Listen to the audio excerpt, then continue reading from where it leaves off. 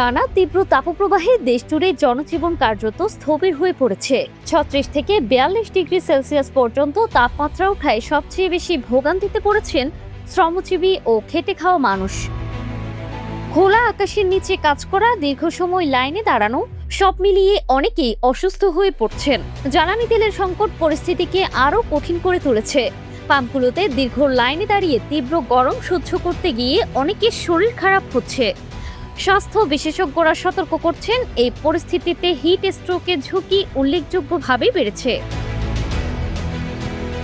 শরীরে পানি শূন্যতা, মাথা ঘোরা, বমি ভাব বা অস্বাভাবিক ক্লান্তি দেখা দিলে দ্রুত ব্যবস্থা নেওয়ার পরামর্শ দিচ্ছেন তারা। এর মধ্যেই কিছুটা স্বস্তির আভাস দিয়েছে বাংলাদেশ আবহাওয়া বিভাগ। সংস্থাটি জানিয়েছে, রংপুর, ময়মনসিংহ ও সিলেট অঞ্চলের উপর দিয়ে পশ্চিম বা উত্তর পশ্চিম দিক থেকে ঘন্টায় ৪৫ থেকে ৬০ কিলোমিটার বেগে দমকা বা ঝড়ো হাওয়া সহ বৃষ্টি কিংবা বজ্রসহ বৃষ্টির সম্ভাবনা রয়েছে।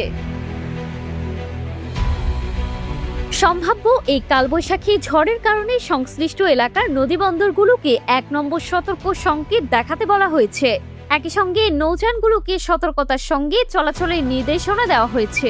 তীব্র গরমের মধ্যে এই বৃষ্টি কিছুটা স্বস্তি আনতে পারে, তবে ঝড়ের ঝুঁকিও মাথায় রেখে সবাইকে সতর্ক থাকতে বলা হচ্ছে।